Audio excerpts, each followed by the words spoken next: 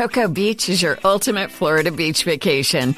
Pack your bags and open your mind. Adventure is calling from Orlando's closest beach. Cocoa Beach is Florida's secret gem that's got it all. It's the budget-friendly, retro-cool destination that families and surfers adore. Come soak up the sun and ride the East Coast's most famous waves. Start planning your one-of-a-kind getaway now at visitspacecoast.com. That's visitspacecoast.com.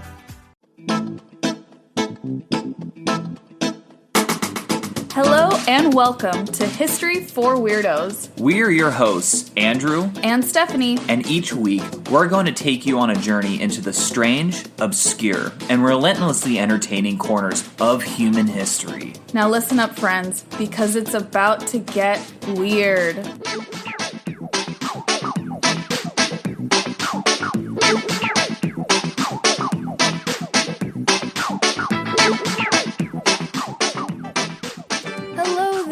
Welcome to episode 64 of History for Weirdos. We're glad to be back as always, fam. As always, and we're also extremely humbled and excited by the growth of the podcast. We've been sharing a little bit of that growth on Instagram, on our Instagram stories. If you don't follow us, you can find us at History for Weirdos on Instagram. But tell me, love, where are we on the charts right now? And I have a huge smile on my face because this has been a wild, 10 days. That's when I started noticing the spike in the analytics. So, first of all, welcome to a lot of new listeners. Yeah. We've had the biggest growth we've ever had in just a matter of days, which is pretty incredible. But to answer your question, Stephanie, today I found out that we are number 1 in history podcasts in the United States on Spotify. Damn. Number 1. And that is 100% thanks to you guys listening. Yes. And I want to second that welcome to all the new folks. We've gotten so many recent comments on Instagram and lovely messages and emails that folks are just finding the podcast and binging it. That means so much to us. Everyone who listens, from the OGs to the newbies, you all really keep us motivated and make this podcast possible. Yeah, you guys are awesome, and stay weird. Yeah, be weird with us as we enter a new weird story for this week, which is on you today, babe. Yes. Oh, it's on me. I feel like we make that joke every single week. I know. We need a new joke. We really do. We really do. Tell me, what are we discussing today? Well, today I'll be covering one of the more controversial leaders in English history. Oh. Yes. Like a historian? No, he's a leader. Okay. Yeah, no, he's just like a political leader? A political leader, yes. Okay. Yes. I thought it was like a very controversial history professor at Oxford or something. No. Very different turn. Incredibly different. He is viewed today as both a successful military commander, yet a harsh, brutal leader who did not care about his subjects. Damn. That's not the vibe. Was he a hero or a villain? And you guys can tell me at the end of this episode. Okay. But don't worry, we'll be looking into his story and his narrative arc, so to speak, in great detail. So, he lived in a very transformational time in the shaping of both the English and European natural and cultural identities. He was known in his time as Edward of Woodstock, yet we know him today as Edward the Black Prince. Oh, that's a pretty cool nickname. The Black Prince? Yeah, I don't know. Or Woodstock. Both, technically. Both are very cool. And before we even move on, I have to mention 2 things. Number 1, the Woodstock. His name has nothing to do with the concert of 1969. Are you sure? I feel like that should be rather obvious, but I needed to make that exceptionally clear. It's in reference to where he was born, which is a city or a suburb of Oxford in England.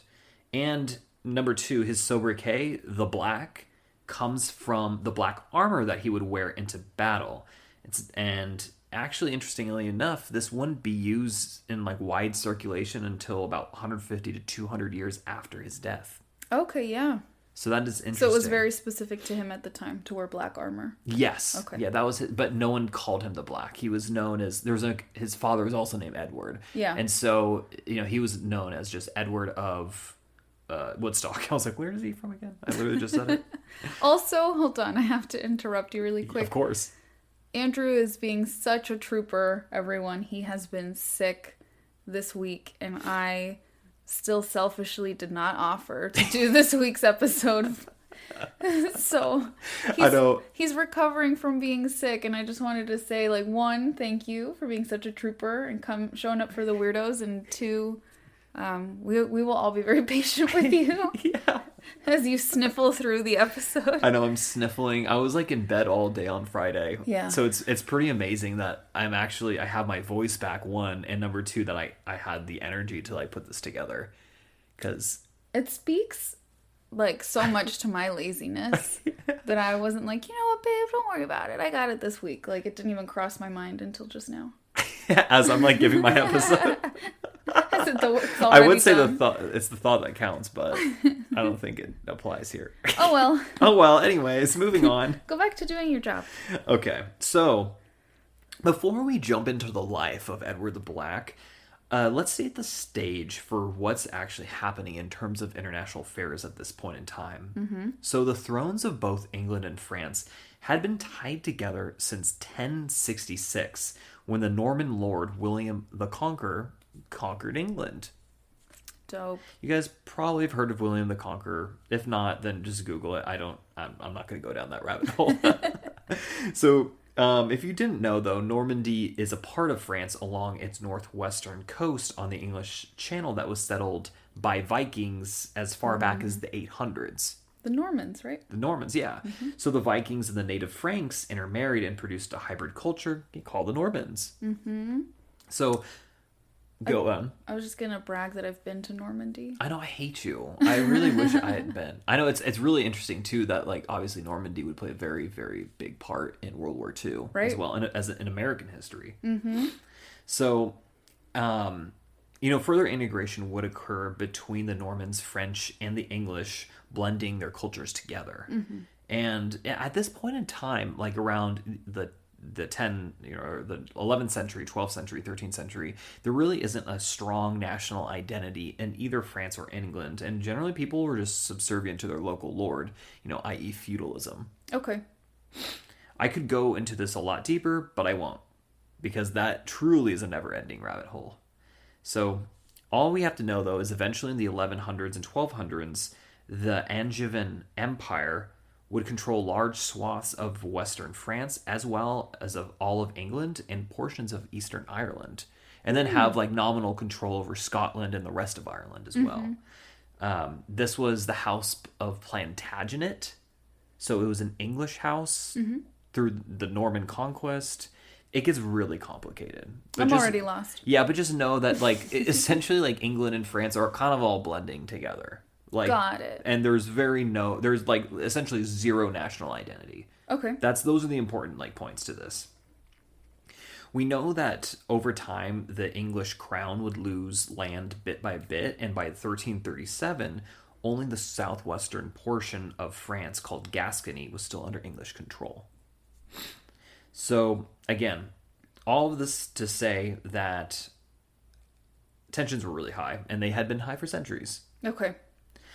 Throw in a succession crisis to the French throne in 1328, and boy, we have a full-blown international crisis that will soon result in a little conflict called the 100 Years' War. Ooh, that's ringing a bell. That's ringing, yeah, right? Yes. Yeah.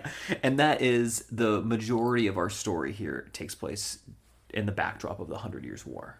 Okay. That's where our guy, Edward the Black, comes into play. Exactly. He plays a very crucial part in the early portions of this war. Okay. And really, I'm not going to go into a rabbit hole, but really the 100 Years' War is like, it's more accurately described as like a series of a few wars, kind of like all within like 116-ish year period. Right, but 100 years sounds cooler than 116-ish. Exactly, and that's why it's called the 100 Years' War, as opposed to like, oh, this war followed by this war, followed by this war, followed by the fourth war, whatever. And we're really just focusing on the first portion of it because of our protagonist, Edward the Black.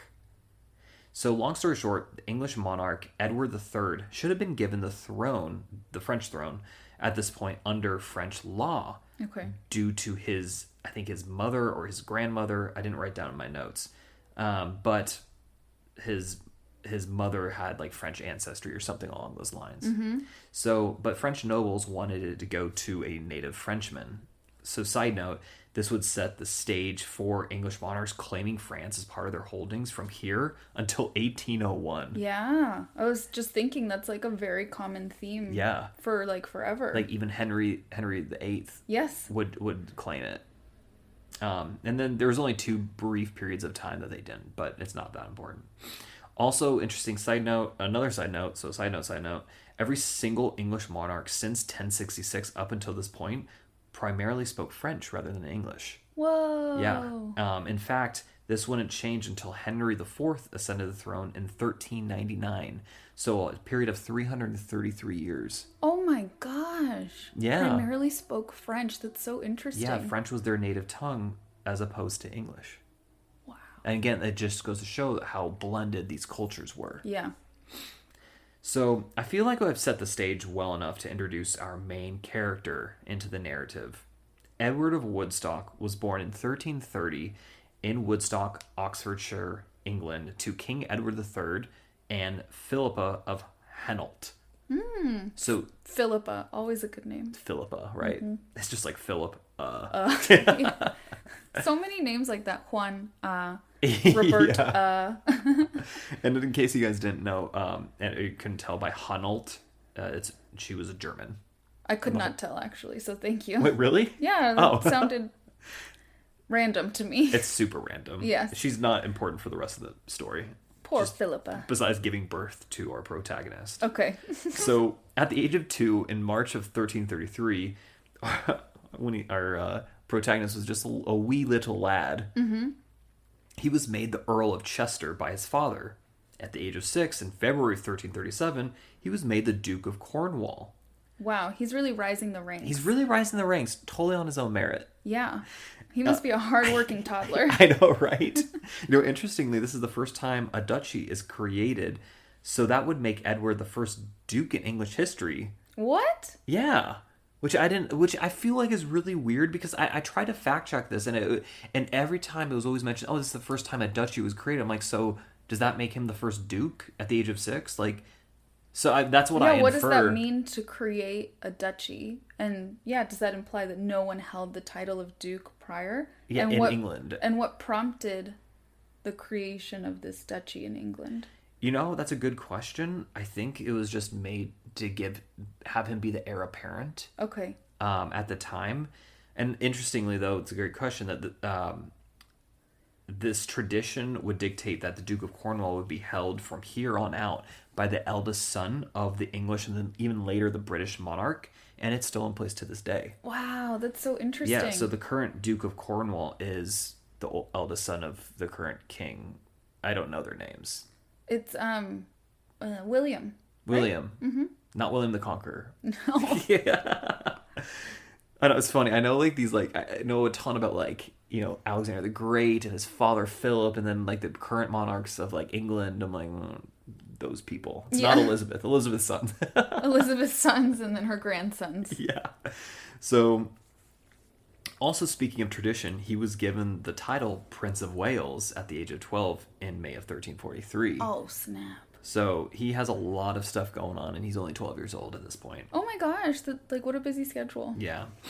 So obviously, not necessarily he's getting these things on his own merit, but still important to mention is this would shape his future. I bet.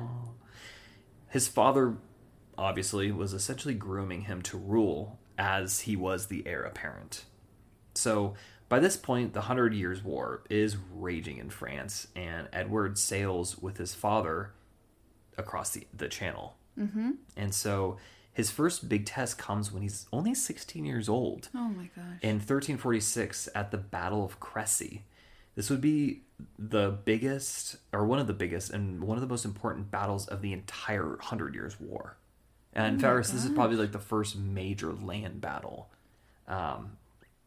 Edward would command thousands of troops and was put in charge of the right vanguard, a very prestigious assignment for the time. The 16-year-old? The 16-year-old. Oh my gosh. So that also means, like, you know, his father must have had at least some sort of, like, faith in him. Yeah, he must have displayed some sort of talent or wisdom or leadership abilities. And we'll see later on that he certainly does. Okay. What were you doing at 16? Not commanding a vanguard of the English against the French. Yeah, I don't even know what a vanguard is, and I'm almost 30, so I definitely wasn't doing that like, either. It's like the right side of, even going back to antiquity, it was like a lot of the times, like the right side of the army was like really important. That's where like the strongest soldiers would go. Like even in ancient Greece and stuff like that. Awesome. Yeah. And I guess it's, I don't know as much about medieval battle history. I know, screw me, right? You're such a loser. I'm such a loser. But I'm assuming it's something similar. I literally just said I don't even know what a vanguard is, so I'm not judging. Well, thank you. I appreciate that. So he fights with courage, and long story short, the English army routs the French one despite being outnumbered roughly 2-1. Wow. And at one point, he's actually knocked off his horse and is rescued by his standard bearer. He ends up being fine, but what's interesting is like when word reached his father, Edward III, he does not send help. In fact, just says something along the lines of he can now win his spurs, like in reference to the knighthood that he was just recently given. Oh my gosh. So he's like he can now figure earn it it. out? Yeah, he's like, figure it out now. Oh. Like actually earn what you've been given. Okay. Interesting parenting technique. Like in principle I understand, but in practice in this particular instance, I'm not necessarily a big supporter of that. That's a huge risk.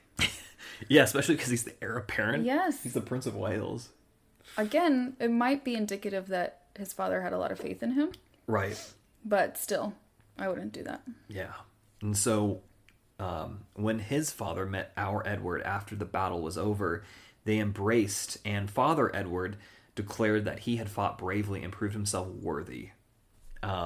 I really wanted to write Daddy Edward, but I was actually thinking that, and I was so disappointed. I was like, not Daddy Edward, not Papa Edward, not Papi Edward. I almost put it, but I was like, no, that's not the vibe. That's not appropriate? It's not appropriate. For History for Weirdos, the extremely professional and accurate history podcast. Well, accurate, yes. Professional. So after this battle, he created the motto, and I'm going to butcher this because it's in German, Hamot ich diene, meaning courage I serve. Although this has been called into question. Why is it in German?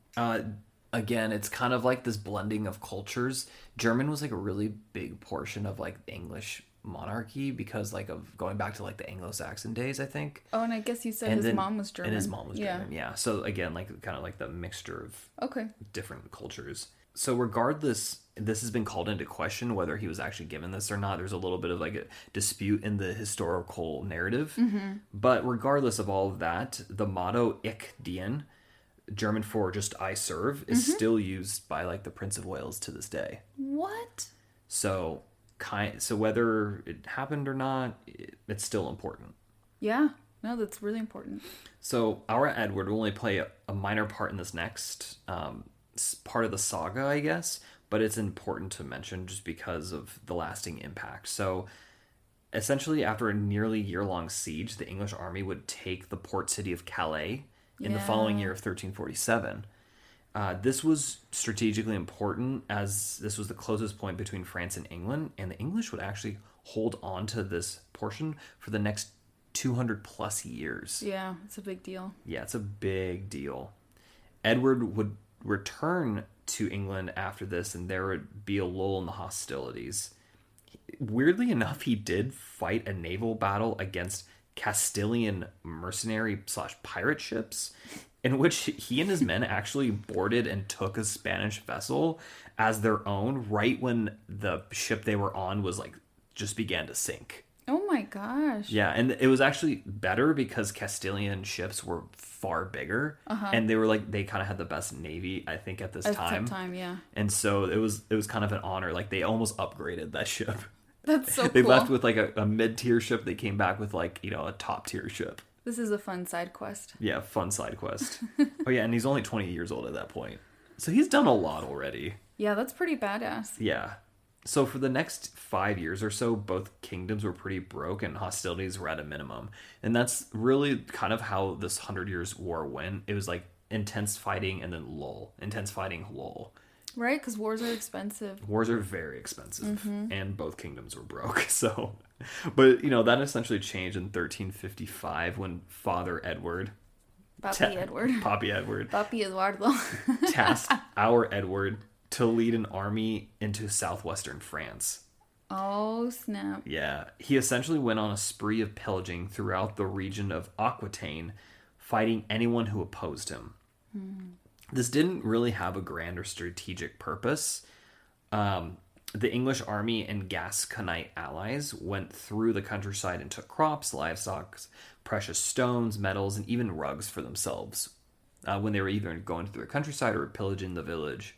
Good rugs are expensive. Yeah, they actually were pretty important at this time. They still are expensive. Yeah, they're still expensive, but they provided like warmth. Yeah, people would put them on the walls. Exactly. Yeah. So this sort of offensive Fabian war of attrition strategy was pretty commonplace for medieval warfare, even though it seems like a war crime to modern audiences. Yeah. However, these events started to give Edward a little bit of a reputation throughout France, and that's important for later on. Okay. After all, these events, during these events, he reduced 5 towns and 17 castles to nothing. Oh my god. A particular brutal form of economic warfare, I'd say. Wow, 17 castles. Yeah. The following year would prove to be one of the most important, if not, or not only Edward's life, but one of the most important of the entirety of the 100 Years' War. So Edward was at the head of 6,000 troops, and they were marching north through France. Mm-hmm.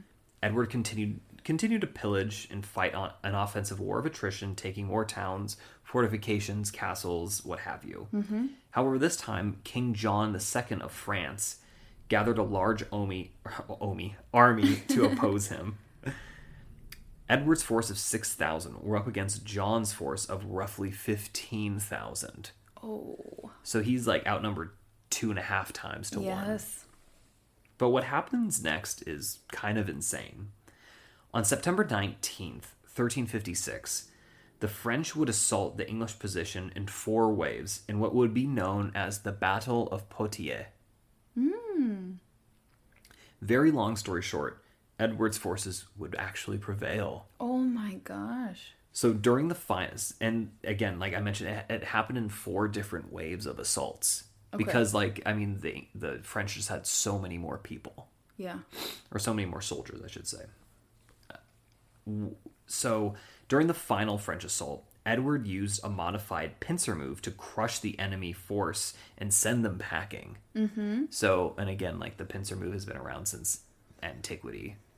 Time immemorial. I am familiar with the pincer move. Because you have, shall I say, encouraged me to watch YouTube videos with you displaying the pincer move. Yeah. And who was most famous for using the pincer move? Julius Caesar. No. Augustus. No. Wasn't a Roman, but it was against Rome. Darn it. Is it Germanicus or... No, it's the guy before. Whose name... It's like 200 years before that. Oh my god, I know his name. It's like... Starts with an H. I know. And he's a cannibal. Okay. Just say it then. It's Hannibal. Ugh. And he's not a cannibal. That's just a reference to because the cannibal. Okay, the cannibalism threw me off. I was like, "Who's a cannibal?" Yeah, that's just ironic that Hannibal, the cannibal. This is my life, weirdos. This is my life. Getting random history quizzes from my husband, and then failing them. Failure. No, okay, but guys. But in all seriousness, no. The Carthaginian general Hannibal was not actually a cannibal. I was just referencing Silence of the Lambs. But he did use the pincer move. Against the Romans. Against the Romans at the Battle of Cannae in the Second Punic War, and 70,000 Romans died, or something absurd like that. That's a lot. Estimates vary widely, but it was between 40 to 70,000. And then Edward has used it here. Yes, against John, and they win. they actually win, even despite being heavily outnumbered. So, but it's even more shocking than all of this is that they actually capture King John in the battle. But because Edward followed a very strict form of chivalry, he treated the French king with respect, even helping the king remove his armor and entertained him along with other French nobles at dinner that night. And this was the era of chivalry. Yes. So that makes sense. Yes. This whole outcome is just really insane when put into context that before the battle, Edward was actually trying to negotiate a surrender, but the two sides couldn't come to an agreement, so they were forced to fight. And then Edward won against overwhelming odds. Wow. So this was not only a high point in Edward's military career, but just for the entire English side of the conflict. Right. Afterwards, he took the French king as prisoner back to England and enacted a temporary truce to the ongoing hostilities.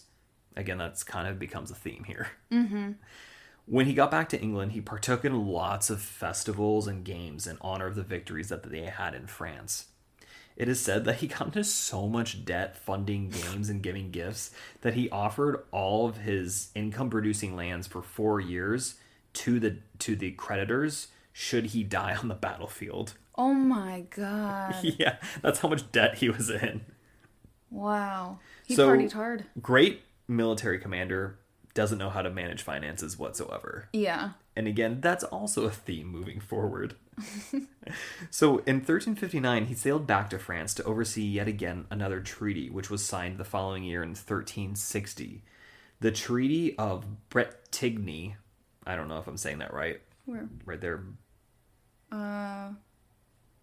No, I don't know. Yeah. But that's just going to be my anglicized way of saying it. I'm sure that's not it. I'm sure it's not either. It must be like... Bretigny. No, you just made it worse. Yeah. So anyways, this treaty essentially partitioned the southwestern quarter of France to England. A very big portion of territory. Bigger than what they had before the war started. Mm-hmm. Also, the French had to pay 3 million écus for the ransom of their king. Oh. And that's so sad. Give us our king back. I know, it's like 3 million écus. I don't know what an écu is, but interestingly though, one unintended side effect of this was the minting of the very first francs, which would be used as official currency in France on and off until the adoption of the euro in 1999. Oh, wow. Yeah. So the first francs were minted because of this in 1360. So this is where the 31-year-old Edward decided to marry his cousin, right. Joan, the Countess of Kent, who was a divorcee. Oh, scandalous. Yes. In fact, I put very taboo at the time in my notes. Yeah. And it's true. They technically needed a dispensation from Pope Innocent IV. Yeah. But failed to obtain one before getting married. You know who else failed to get one? Sofia Vergara. She tried to get a dispensation from the Pope when she married the guy that she's married to now. That's so because wild. She'd been married before, and she also failed. Well, you know.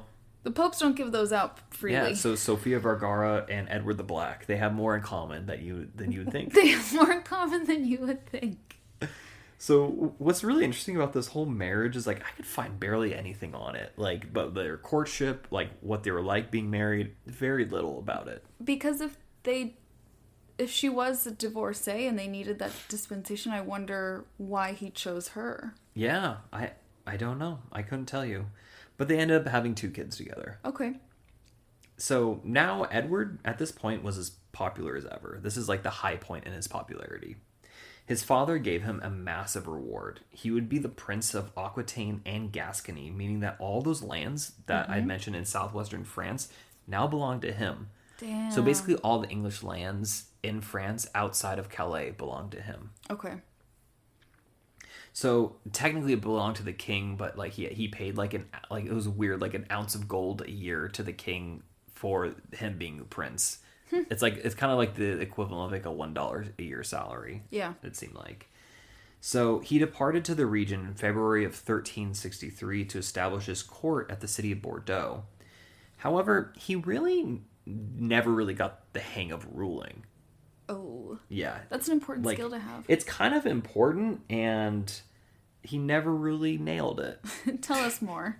So he failed at least 2 notable mediations between very important subjects of his.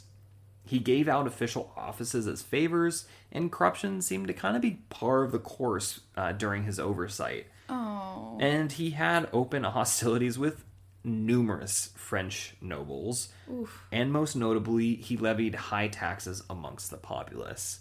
Okay, so the people do not like him. The people do not like him in France. And also add all this to his reputation of like going through the countryside pillaging villages. Yeah. So not great. In 1367, so a few years later, he would fight his last major battle of his life, and pretty much everything from here just goes downhill for him.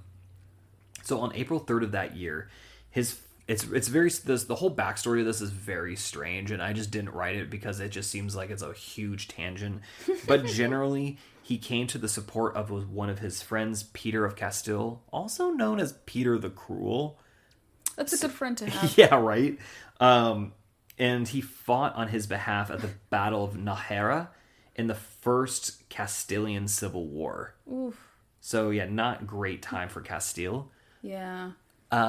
It's really interesting too because like it really seemed like he just wanted to do this because he missed like fighting in like major battles. That's a really good observation because he sucks at governing. Right, but he's a brilliant military commander. Right. Is that kind of like am I remembering correctly that Mark Antony was similar? You're so spot on. I was just about to mention that he really reminds me of Mark Antony. Oh my gosh, Yeah. How funny. Yeah. We spend a lot of time together. We do. It's really interesting that you mentioned that because I was literally about to say that. That's so cool. Same thing. Mark Antony was like, "Oh, this is so boring. Like, I just want to fight." He was terrible at administration. Yeah. Whereas like Augustus loved that. And Augustus wasn't that great at fighting, but he is like, oh, my boy Marcus Agrippa. He is very good at fighting. Right. Boom. So this time, though, his forces outnumbered the enemy forces, so it really just wasn't even like a fair fight. I mean, the battle was a little bit intense, but they won a decisive victory. And this time, though, however, it really took a toll on his finances and his health. Oh. Yeah. He would contract some sort of disease. We think it's like edema. And edema is like pooling of the blood. Yeah, we think that's what he has, and it kind of goes. He has this for like the rest of his life. Oh my gosh, yeah. Yeah, like on and off, but it's just like liquid retention. Exactly. Yeah. So not like a pleasant thing. No, that would definitely inhibit mobility. Yeah, and it does. Like at certain points, he can't even ride a horse anymore. He has to be carried like on a litter. Oh, that must be so like embarrassing. Not that it's embarrassing to have an edema, but for this like hyper macho warrior guy, exactly, to be like, I can't even ride my horse, which is such a big part of my identity. Right, that was a huge portion of his identity. So he got back to Aquitaine, and pretty much everything was just in disarray. The mercenaries that he used were owed money, and since they couldn't pay, they started going around like, okay, well, I'm gonna take stuff. Oh. Yeah, he had to like beg them to leave, and eventually they did. In order to resolve the crisis, though, Edward tried to raise even more taxes, but this just incensed all of the lords. That's not how you do it. Yeah, and they took their complaints to the King of France. Yes. So the King of France sent a summon to Edward demanding that he appear before him in Paris to receive judgment. And also this kind of and this might sound confusing, but like technically, and this is really strange, this goes back all the way to even William the Conqueror. Even though when William the Conqueror was King of England, he had, Norman possessions, and as his Norman possessions were technically subservient to the King of France, and it wasn't necessarily English possessions. That's so weird. He was both like an equal of the King of France, but also subservient, and so that of course led to centuries of like. That makes zero sense in practicals. In like a practical way, it makes zero sense. So it led to centuries of conflict. And again, here we are with more conflict. Yeah. Edward's response was pretty like badass, though. He essentially said, "Sure, I'll do so wearing armor and at the head of 60,000 men." Oh, snap. So, Yeah. sure, I'll show up, but I'm going to be rolling deep. Yeah, exactly. So, but also, I don't think he would have even had the ability to have 60,000 men. Yeah. Because his region, his grip on the region had slipped, and many lords were just in open rebellion at this time. Mm-hmm. So, and events would occur now that would stain his legacy. So, in 1370, the city of Limoges would, I don't even know if I'm saying that right, but and just, plain old English would be like Limoges, Limoges. Oh, you really didn't need to do that to yourself. Yeah. We could have just pretended. Okay, Limoges. Limoges would be treacherously surrendered by the French, or to the French, rather, by the bishop Jean de Morat de Croix, who had been one of the prince's trusted friends. Oh, snap. He got betrayed? He got betrayed by a friend. And he swore that he would have his revenge, and according to the medieval historian Jean Froissart, he did just that. When Edward retook the town, thousands of people were slaughtered. And that was the narrative for centuries. Okay. But interestingly, as late as 2008, we know, based off of a lot of analyses, including just a letter that just happened to be discovered that was written by none other than Edward the Black. Wow. We think that the number was actually closer to 300, which was almost entirely comprised of troops garrisoned in the town. So, which makes more sense. Makes way more sense. And changes the story. Yeah, and completely changed the narrative from like a complete slaughter of like men, women, and children to like essentially all men at arms. Right. Still a slaughter, but not nearly as bad. Uh-huh. So again, but like it doesn't really matter what happened. The story is that thousands of people were slaughtered. Yeah, and that's the story that got out, and exactly. Yeah. Things, let's just say, aren't really going well for Edward, and now they even get even worse. Yeah. So the next year in 1371, his eldest son, also named Edward, they're really big on originality here. Yeah. He dies at the age of 5. 5 years old? Yeah, poor little nugget. Oh my gosh. Yeah. Do we know of what? I didn't look into it. Okay, probably some sort of sickness. Yeah. Shortly after this, our Edward returns to England for the final time. He does try to go one more time back to France with his father, but due to winds or something, they never actually make it. Excuse me. The rest of his life is weirdly lived in somewhat obscurity given his like larger than life nature. Yeah. Though we do know that he aligned politically with helping the common person. How so? It goes back to like, I didn't really go into this very much because again, it's kind of like one of those tangents, but we know that he lined against like Lancaster factions within Parliament. Okay. And it seemed really boring. Yeah, and I yeah. just didn't want to go into it, honestly. Yeah. He just wanted better like conditions for like common people. Okay. That's just kind of like the crux of it. His health really started to fail him, though, in 1376, and he became violently ill with dysentery. No. So much so that, like, there would be times where he would, like, pass out from the pain. And, oh, my God. like, people thought he was dead. Oh, my God. Yeah, like, that happened multiple times that year. So, though, he was dying, and he knew that, and so he started just giving off gifts to his servants and soldiers whom he had fought with. Oh. And he even got to say a goodbye to his father, whom he made promise to confirm his gifts, pay his debts quickly from his own estate, and protect his only remaining son, Richard. Oh. Edward of Woodstock, aka the Black Prince, died on June 8th, 1376 at the Palace of Westminster. Wow. Is it of dysentery probably, or like the effects? It was of dysentery. Yeah. Or either dysentery or the effects of dysentery. That's a rough way to go. It is. It is.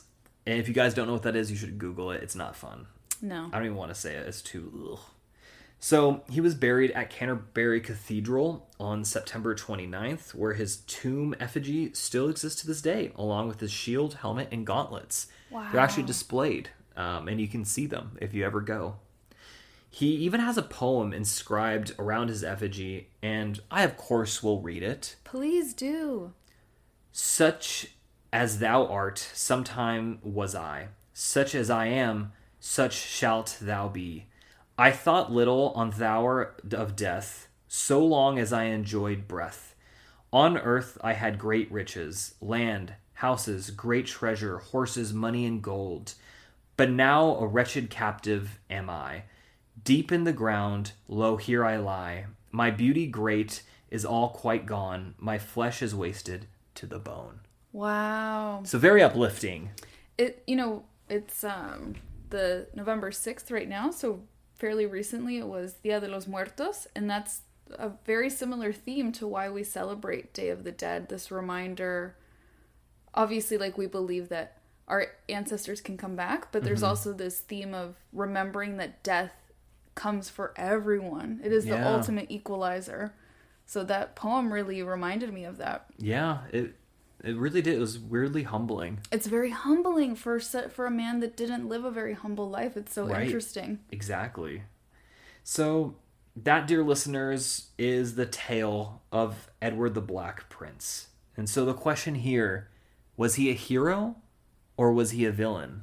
Ooh. What say you, Stephanie? I say neither. That's what I was going to say. Oh my gosh. I'd say he leans hero, to be honest. Yeah. But he was a deeply flawed person, especially when it came to ruling. And I don't think he was necessarily bad. I just think he was very inadequate, but he didn't make steps to shore up his inadequacies, right? Yeah. He didn't appoint the right people. Yeah. And that was on him. But he was a great military commander, and he clearly cared about other people. Yeah. I think particularly within the context of his time period, it does seem like he had more obvious morals than some people would have, particularly in those positions of power. But he still had those shortcomings that he didn't really seem to care to correct, right? He was a little selfish and being like, I just want to go fight more. Exactly. Yeah. So very I think interesting. A deeply flawed person. Overall, I'd say mostly good, but again, deeply flawed. I had never heard of Edward the Black, so thank you so much for sharing this. There's even a movie from like 2001, I believe, called A Knight's Tale. It's really cute. It has Heath Ledger in it. Yeah. And Edward the Black Prince is in that movie. I don't think I've seen that since high school. Yeah, I haven't seen it, I don't think, since high school either, actually. Oh, we should rewatch it because it was good, I remember. Yeah. But I don't remember Edward the Black Prince, so we're definitely going to check that out. Yeah, definitely. You know what's so interesting now that I just think about it? What? I think, the same actor who played Edward the Black Prince in that played Mark Antony in the HBO series Rome. Shut up. Yes. Oh my god, that's so weird. How weird is that? Yeah. It's all connected. It's all connected, man. Okay, so sources for this episode. We have like a really good source, Encyclopedia Britannica, always a solid one. Always. Got the BBC, the Historic UK, the History Press, worldhistory.org, and of course, our favorite, Wikipedia. Amazing, babe. Thank you so much for sharing this story, and thank you, weirdos, for listening to this episode. Do not forget to share the podcast with friends, rate, review, subscribe, all of those good things that help the podcast continue to grow.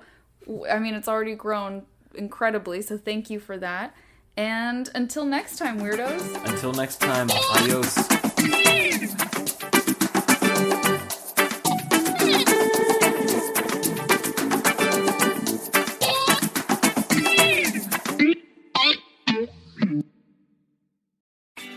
Cocoa Beach is your ultimate Florida beach vacation.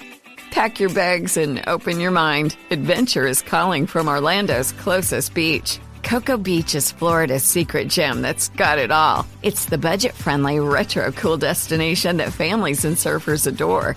Come soak up the sun and ride the East Coast's most famous waves. Start planning your one-of-a-kind getaway now at visitspacecoast.com. That's visitspacecoast.com.